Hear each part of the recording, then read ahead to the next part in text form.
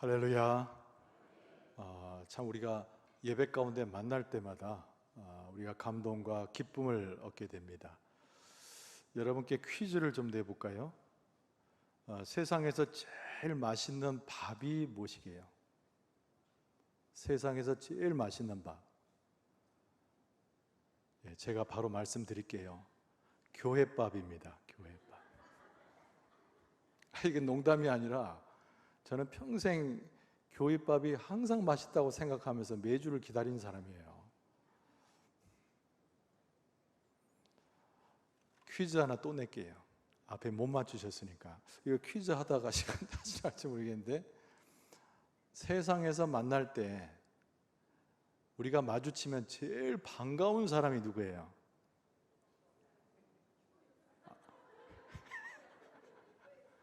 아니, 남편이고 아내고 그래야지. 맞습니다. 교회의 성도님. 할렐루야. 이제 두 번째 맞히셨으니까 퀴즈는 이만하고, 하여튼 교회 안에서 교제하고, 교회 안에서 친교하고, 교회 안에서 어우러지고, 우리 세상에 또 이런 축복이 어디 있겠는가. 오늘 이렇게 만나서 함께 예배함이 먼저 하나님께 영광이 되고 우리에게 큰 기쁨이 되는 줄로 믿습니다. 오늘 말씀은 합당하게 행하여, 이렇게 제목을 잡은 에베소 4장 1절 이하의 말씀입니다. 근데 중요한 것은 합당하게 행하여, 이 표현보다도 더 중요한 것은 우리가 하나님 안에서, 성령 안에서 하나가 된다라고 하는 표현이 더 중요한 거예요. 한번 따라서 합시다. 우리는 그리스도 안에서 하나 된 백성입니다. 꼭 잊지 말아야 돼요. 근데 우리가 오해가 있습니다. 이 하나가 된다는 말에 대한 해석의 오해죠. 지난번 대선 전국 때 이 당 저 당이 했던 표현 중에 하나 된다는 말을 용광로에 비유를 했어요. 이것저것 다 모아가지고 용광로에 녹여가지고 물 하나로 만든다, 그런 뜻인데, 성경에서 말하는 하나가 된다는 것은 그런 것을 의미하는 것이 아닙니다.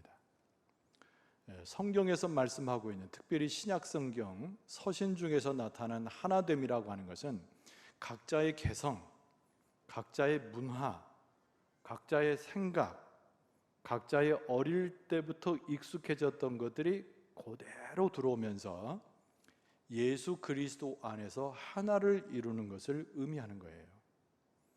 자기 성격도 무시되고, 문화도 무시되고, 자기의 생각도 무시되고, 그 사람이 지금까지 살아왔던 신앙의 양태가 다 무시되는 것이 하나가 아닙니다. 고집센 사람이나 소위 말하는 교회 지도자들을 위해서 강압적으로 만들어 놓은 곳에 중심 잡는 것이 하나가 아니라는 거예요. 새벽기도 시간에 제가 여러 번 강조합니다마는, 우리는 영광중앙교회라고 이름하는 이 공동체에 함께 모여 있잖아요. 그럼에도 불구하고 우리의 생각과 우리의 판단과 마음으로 갖는 의견은 다릅니다. 굉장히 정상적인 거예요. 그것이 악하거나 더럽거나 하나님을 떠나 있지만 않으면 하나님께서 주시는 마음이고, 하나님이 주신 달란트이고, 하나님께서 역사하시는 사역에 매우 중요한 것이기 때문에 잘 간직할 필요가 있어요. 근데 중요한 것은 뭐죠? 예수 그리스도 안에서 성령의 인도함 따라서 잘 조화가 되어서 그 모양이 하나를 이루는 거예요. 성경에서 말씀하고 있는 것은 다 녹여버린다는 용광로와는 전혀 상관이 없이 오히려 연대한다는 말과 일맥상통하는 표현입니다. 다르지만, 나이도 다르고 직업도 다르고 생김새도 다르지만 주 안에서 하나가 된다는 연대, 이런 게 굉장히 중요해요. 영광중앙교회를 우리가 함께 섬기면서 각자의 역할 가운데서 각자의 주신 은혜와 달란트에 따라서 우리가 예수 그리스도의 이름으로 하나가 되는 그런 성도의 모습을 일구어 갈 수 있기를 바랍니다. 우리가 이것을 굉장히 중요시 여기게 됩니다. 앞으로 제가 아마 시간 날 때, 기회가 있을 때마다 이 하나의 개념을 여러 번 강조하게 될지도 모르겠어요. 자, 오늘 본문의 말씀은 역시 사도 바울이 에베소 교회에 편지한 편지글의 한 부분입니다. 오후 예배 이번 달 주제가요, 다음 세대라고 했지만 교회 공동체라는 큰 뜻에서 이 주제가 만들어졌어요. 그래서 오늘 본문의 말씀도 거기에 맞춰지게 되는데, 하나됨을 이루기 위해서, 교회가 하나됨을 이루기 위해서 우리가 영적인 덕을 쌓는 것이 중요해요. 우리가 서로의 관계를 잘 형성해 가는 것이 중요하다는 얘기입니다. 그래서 그리스도의 품성도 때로는 닮아야 되고, 하나님의 역사를 깨닫는 지혜도 우리에게 필요하고, 하나님이 지시하신 것을 제대로 볼 수 있는 영성도 우리에게 요구되는 것이죠. 자, 어쨌든 간에 하나가 되기 위해서 오늘 사도 바울이 예배소 교회에게 건네고 있는 우리의 영적인 품성이 무엇이냐, 이걸 우리가 잠깐 돌아보기를 원해요.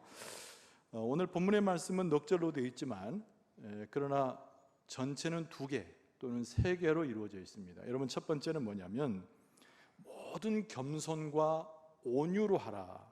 자, 이 말씀이 2절 상반절에 등장하게 돼요. 굉장히 중요합니다. 한번 따라서 합시다. 하나를 이루기 위해 모든 겸손과 모든 온유로 해야 합니다.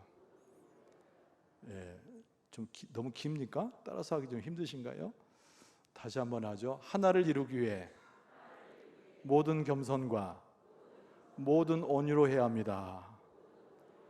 네, 감사합니다. 점심 안 드신 분이 계실 수 있다는 것을 제가 깜빡했어요. 점심 좀, 세상에서 제일 맛있는 밥이 뭐라고요? 그렇죠, 교회밥. 교회밥을 맛있게 잘 먹었으니까 힘 좀 내시기 바랍니다. 겸손과 온유라고 그랬습니다. 겸손과 온유. 근데 겸손과 온유의 뜻을 우리가 웬만하면 짐작을 해요. 사람들이 흔히 이야기하는 겸손과 온유라고 하는 표현이 있기 때문에 그렇습니다. 그러나 성경은 세상 사람들이 이야기하는 겸손과 온유와 비슷하면서도 다른 개념이에요. 그래서 우리가 이 말씀을 보고 묵상해야 할 이유가 있는 겁니다. 예수 그리스도의 품성이기도 하고, 하나님께서 우리에게 가르쳐 주시는, 우리가 닮아가야 할 하나님의 영적 품성이기도 해요. 근데 첫 번째는 뭘 얘기했냐면 겸손이라고 그랬습니다. 겸손. 이것이 하나 되게 하는 것의 품성의 첫 번째로 떠올랐어요. 겸손이 무엇이냐 말이에요. 우리는 흔히 머리를 숙이고 조아리는 모습을 겸손의 의미로 떠올리곤 해요. 근데 성경은 그런 겸손을 이야기하는 것이 아니고, 우리는 다 누구 앞에 있는 존재죠? 하나님 앞에 있는 존재예요. 그 종교개혁자들 마틴 루터나 칼빈을 중심으로 해서 1517년에 종교개혁을 시작할 때 그들이 내세웠던 가장 중요한 의미가 뭐냐면 코람 데오라고 그래가지고 하나님 앞에서 나를 비춘다고 하는 개혁의 정신을 이야기한 바가 있습니다. 우리가 그렇게 멀리 개혁까지 가지 않더라도 우리가 하나가 되기 위해서 가져야 할 품성 하나가 바로 여기에 나오는 겸손인데, 겸손의 의미가 하나님 앞에서 나를 비춰볼 수 있는 마음이 겸손인 거예요. 그러니까 우리가 하나님을 계속 성경에서 보잖아요. 기도하면서 만나잖아요. 또는 들려지는 말씀과 내 마음에 품은 묵상 속에서 하나님을 만나잖아요. 그래서 겸손은 어느 때 깊어지고, 겸손은 어느 때 많아지고, 겸손은 어느 때 우리에게 강력한 힘을 발휘하냐면 하나님 앞에서 하나님을 알아갈수록, 하나님과의 교제가 깊어질수록, 하나님의 역사를 인정할수록 우리 안에 들어온 성숙한 심령의 상태가 겸손이라는 거예요. 그래서 겸손은 내가 겸손해야 되겠다라고 하거나 돌을 닦아서 되는 것이 아니고, 하나님과 깊은 교제를 이루는 신앙의 덕목을 쌓아갈 때 우리 안에 저절로 들어오는 것이 겸손의 성품이라는 겁니다. 완벽한 겸손은 누구에게 나타날까요? 좀 이따 말씀드리겠습니다만 예수님에게 나타나죠. 또 겸손의 근사치에 간 사람들은 우리 믿음의 선배들의 이야기죠. 자, 그들이 특별한 도덕적으로 윤리적으로 뛰어났기 때문에 겸손한 게 아니에요. 하나님을 가까이 하고 하나님과 교제에 게을르지 아니하고 살아계신 하나님을 경험했기에 저절로 그들의 품성이 겸손해진 것이죠. 성경에서 말하는 겸손이라고 하는 것은 하나님과의 교제 속에서 하나님 앞에서 나를 돌아보는 심정을 겸손이라 한다. 두 번째로 뭐라고 되어 있냐면 온유라고 그랬습니다. 온유. 그 말 그대로 하면 부드러운 거죠. 근데 부드럽다는 말과 일맥상통하는 표현 하나가 뭐냐면은 약하다, 그런 의미하고 통해요. 좀 약하고 뭔가 다른 사람 앞에서 잘난 체 하지 않으면 참 온유하다, 우린 이런 얘기를 하잖아요. 근데 그것은 굉장히 세상적 표현입니다. 성경은 절대 온유를 그렇게 설명하고 있지 않습니다. 그럼 성경에서 말하는 온유라고 하는 것은 약함, 유약함 이런 것과는 전혀 다른 개념이에요. 성경에서 말씀하고 있는, 오늘 본문의 말씀에 등장하는 사도 바울이 하나를 이루는 데 있어서의 온유의 뜻은 다른 것이 아니라 어떤 상황이든지, 특별히 고통스럽고 억울함을 만나고 힘든 상황에서 자기를 통제할 수 있는 힘을 온유라고 그러는 거예요. 그 신뢰가 민수기서에 등장하는데요, 민수기서에 보면은 모세를 칭찬하는 말 중에 모세는 이 세상에서 가장 온유한 사람이다 이렇게 표현합니다. 근데 우리가 출애굽기서를 읽어보면 우리가 흔히 생각하는 약하고 유약하고 부드러운 이런 모세는 그런 이미지가 없어요. 모세는 돌발적이고 진취적이고 하나님께 부름받아서 바로 왕과 대립해서 싸웠기 때문에 용맹한 자의 상징이잖아요. 그런데 왜 민수기서에는 모세를 온유한 자라, 그것도 이 세상에서 찾아볼 수 없을 정도로 대단히 온유하다고 했는가? 모세의 가장 강점은 자기를 통제하는 힘을 하나님께로부터 받았다는 특징을 가져요. 여러분, 출애굽 사건은 모세를 영웅으로 만들었잖아요. 이스라엘 백성들이 모세 하면 떠오르면 하나님을 같이 연상시킬 정도로 모세는 대단한 인물이죠. 그러나 나중에 출애굽한 이후에 어떤 일이 벌어집니까? 반역이 일어나요. 함께했던 아론과 그리고 친형제 미리암의 바로 반역이죠. 아론도 형제고요.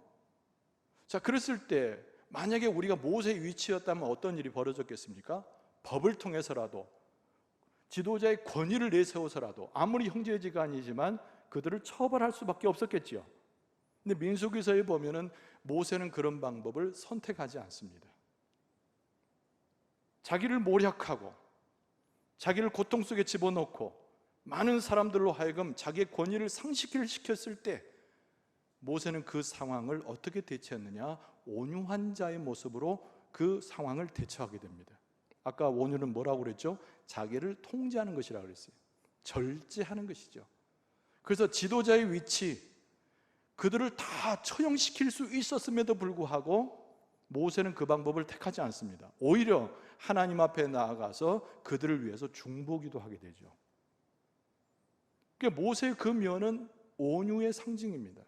자기를 통제할 뿐만 아니라 하나님께 모든 것을 맡겨드리는, 바로 이 모세의 아주 독특하면서도 깊이 있는 신앙을 드러내는 거예요. 자, 교회가 하나 되기 위해서 각자의 개성도 있지만, 각자의 생각도 있지만, 각자의 문화도 있지만, 이것을 연대해서 그리스도 안에서 하나로 묶기 위해서는 겸손과 더불어 자기를 통제하여 하나님의 뜻을 우선시하는 온유의 성품이 필요하다는 겁니다. 여러분, 하나님께서 여기에 모인 분들과 저에게, 또 우리 교회 모든 식구들에게 겸손과 온유의 성품을 더해 주실 줄로 믿습니다. 자, 두 번째로 오늘 본문의 말씀 가운데 어떤 2절 하반절에 뭐라고 나오냐면 오래 참음으로 사랑 가운데서 서로 용납하는 것이라고 얘기했어요. 얼핏 보면 너무 많이 보았던 표현들이잖아요. 오래 참는다, 사랑, 용납, 너무 쉽게 이해될 수 있는 이야기인데, 자, 오늘 이 말씀을 조금 깊이 봐야 되는 거예요. 그래서 왜 참되 오래 참음이라고 했는가? 왜 거기엔 사랑을 집어넣는가?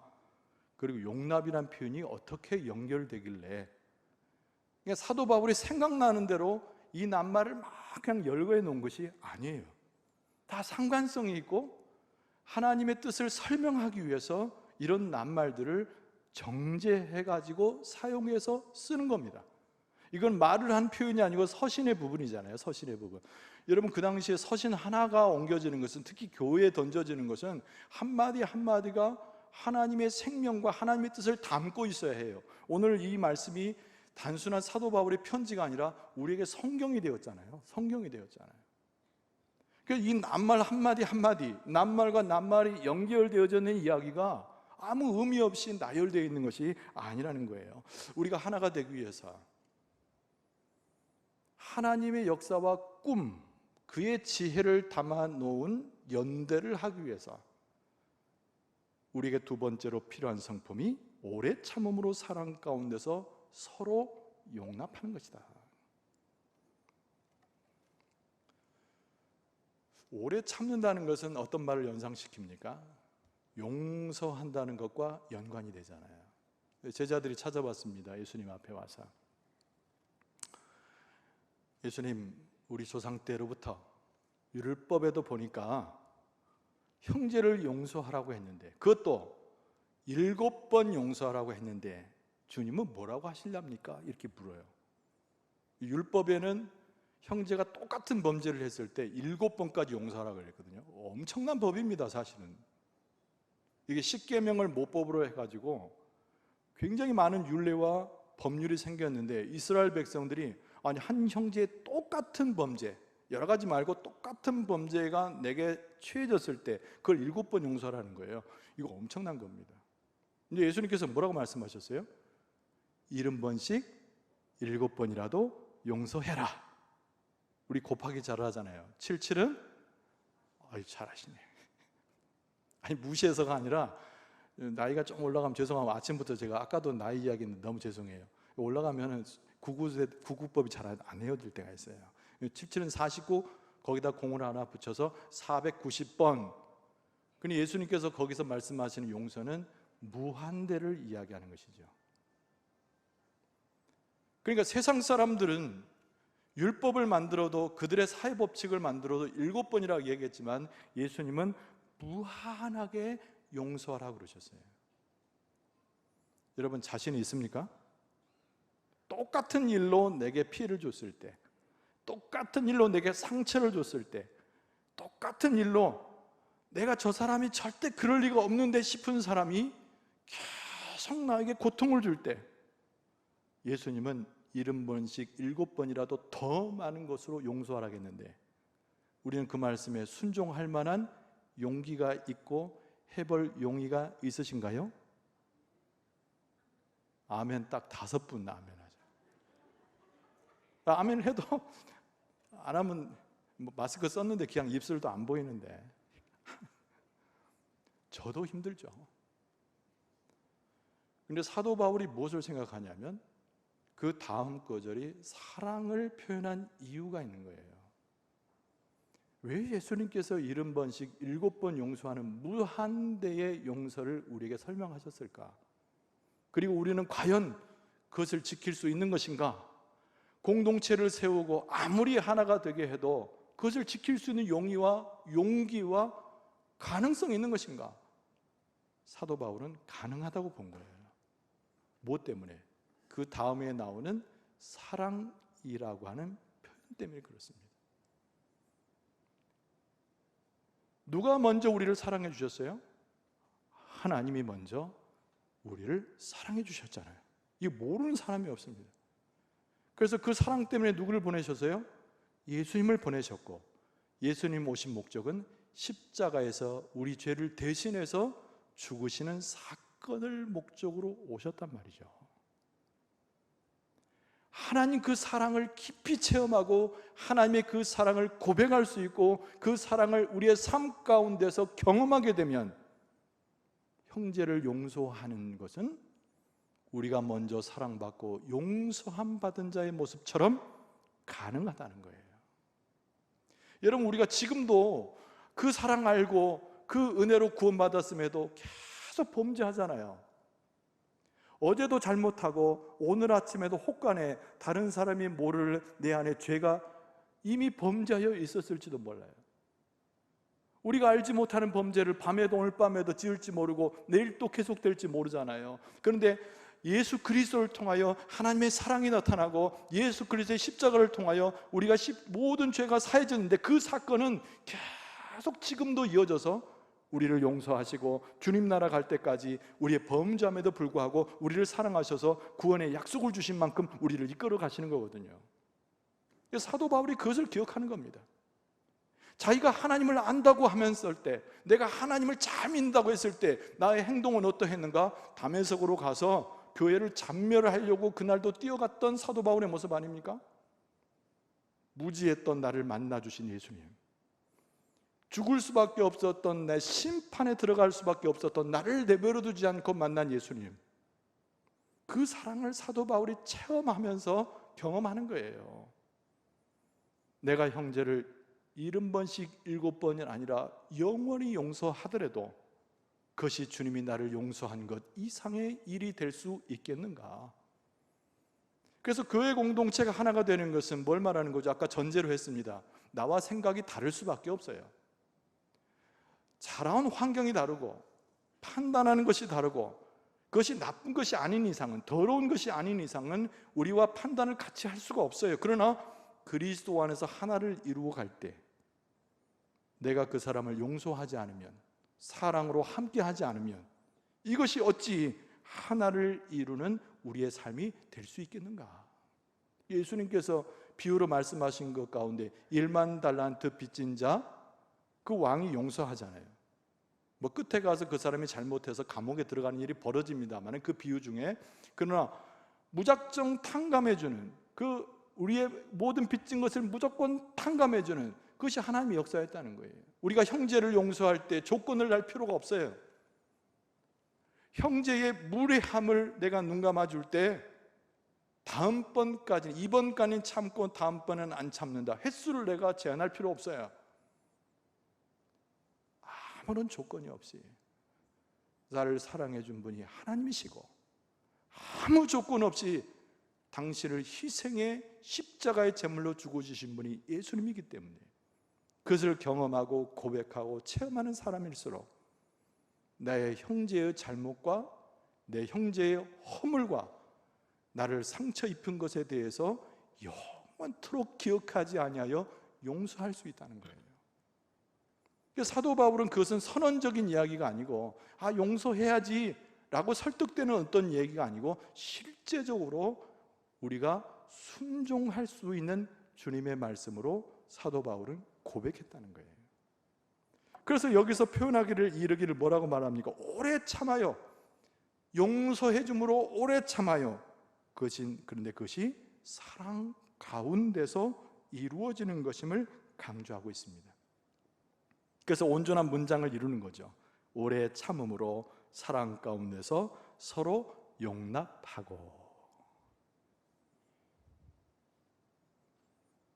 여러분, 혹시 여러분들이 저하고 잘 지내시다가 최 목사 얼굴이 보기 싫을 때가 혹시 생길지도 모르겠어요. 미리 말씀을 드립니다. 미리 용서해 주시기 바랍니다. 그냥 아멘 하시면 됐지 웃기는 또 왜 웃습니까?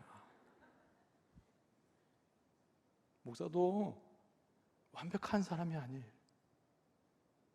아까 제가 처음에 드린 말을 반복해서 말씀드립니다마는 목사가 됐던, 오늘 처음으로 교회 안에 등록한 사람이 됐건 하나님 앞에서는 똑같아요.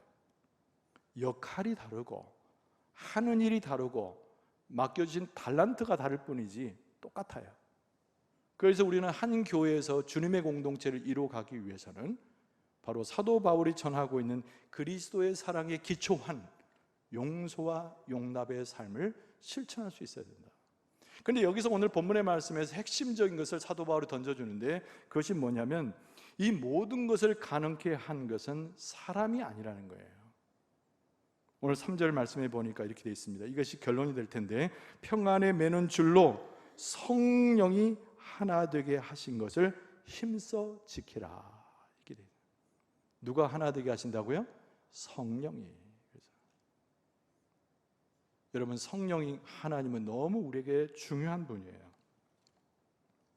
이 모든 것을 하나 되게 하고 모든 것을 이루게 하고 우리로 하여금 이 말씀에 순종하도록 그 능력을 더하시는 분이 사람이 아니라 성령이라는 거예요.